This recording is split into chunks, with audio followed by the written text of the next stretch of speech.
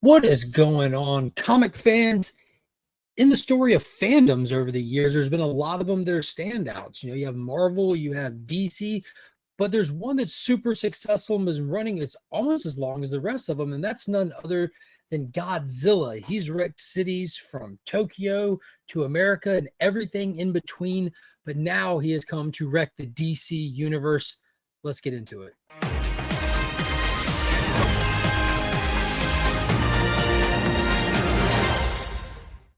If you haven't already, be sure to go back in my videos, find this thumbnail. It is time for the epic summer giveaway, and you don't want to miss out on your chance at tons of amazing prizes.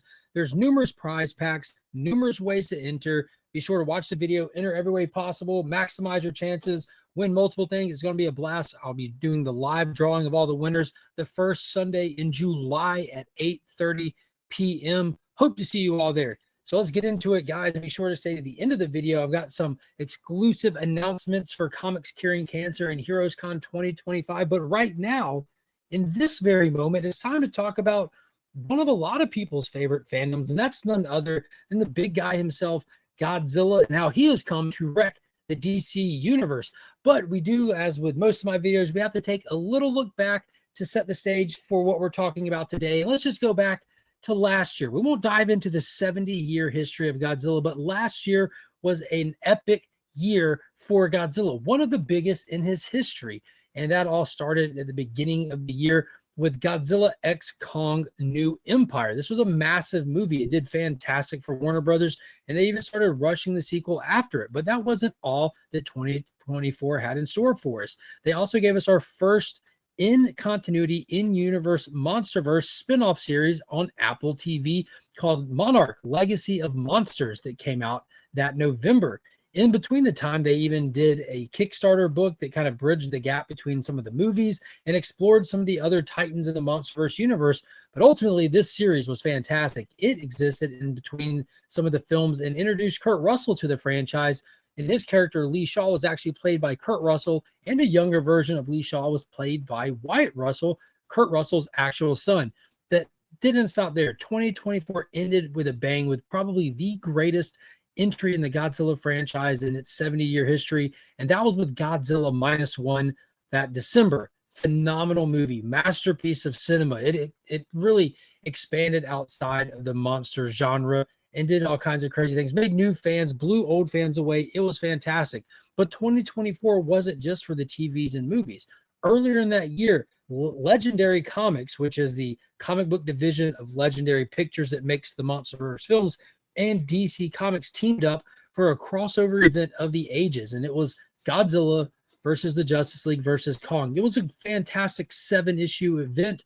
It stood on its own. It wasn't connected to the greater continuity. So it's just, you pick this up and you're good. That's all you needed. Basically, the Legion of Doom became aware of the MonsterVerse and brought the Titans over in hopes to ultimately defeat the Justice League. They did have to square off with Godzilla and Kong, but ultimately, in this standard fashion, teamed up with them to an epic fight, stopping the Legion of Doom and imprisoning them. That's what gets us to today, to this week, to where things have gotten massive all over again. The success of that book was not ignored. This past year at San Diego Comic-Con, it was announced that a second volume will be coming in. It has arrived, and it did not disappoint.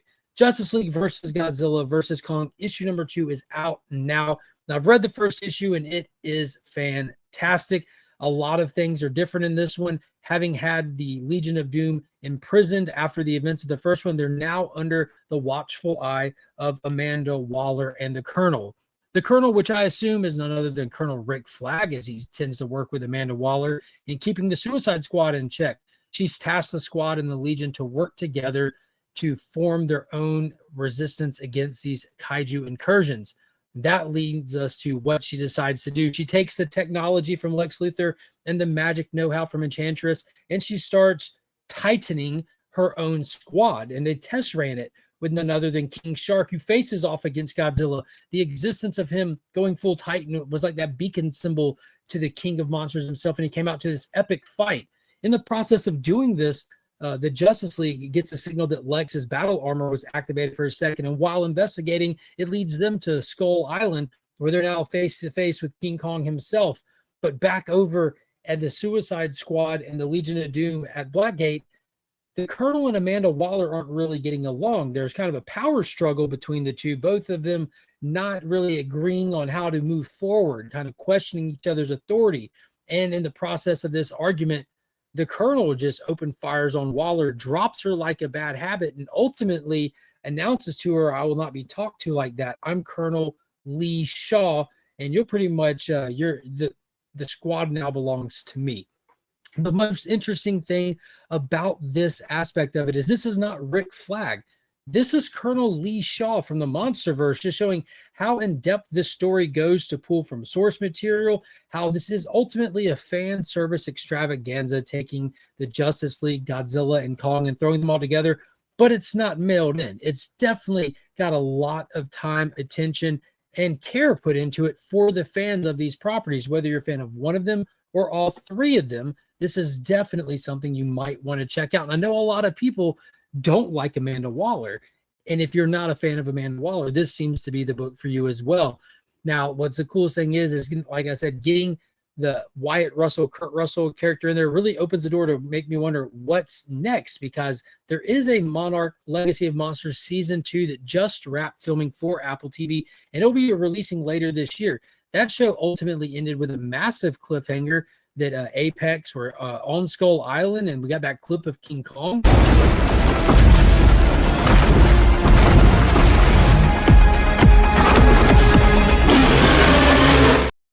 So who knows where it's going to go from there? We're going to have to wait and find out. But then after that, they also announced they did that huge teaser thing for the filming of the next Godzilla X Kong movie to be coming out, which was titled Supernova just a month or so ago.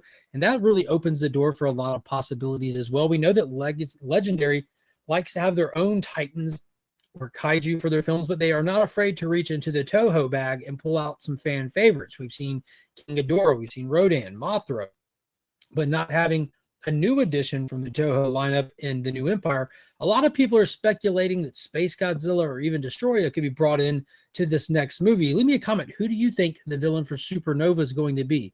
But ultimately, what most people are waiting on and most excited for is that Godzilla -2. And while we don't have any official word yet on when it's coming out to start filming, we did have all the marketing campaign for the Godzilla 70th anniversary stuff. And they used the -1 design for that actual marketing campaign, where they gave us the first look at that Godzilla, but instead of having the bright blue atomic breath light up, it was green for the first time. So we saw Legendary take Godzilla and evolve him into the pink form, and now possibly with the regeneration of -1, could he be coming back with a new power, a new ability, something we haven't seen before, where he's illuminating in green? I don't know. The sky's the limit. But in the meantime of waiting on all the next projects from Apple or Legendary or Toho, go pick up this comic from DC and Legendary.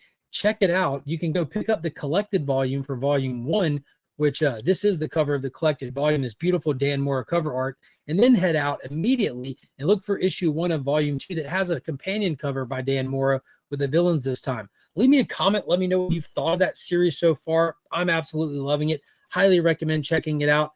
And if you have a moment, be sure to check out comicscuringcancer.bigcartel.com. We will be setting up at HeroesCon in the next week, but if you can't make it, you can pick up the 2025 art book. It's limited to only 300 copies. Beautiful David Sanchez cover art, and our other exclusive, The Crow Dead Time #1 by Sumerian Comics.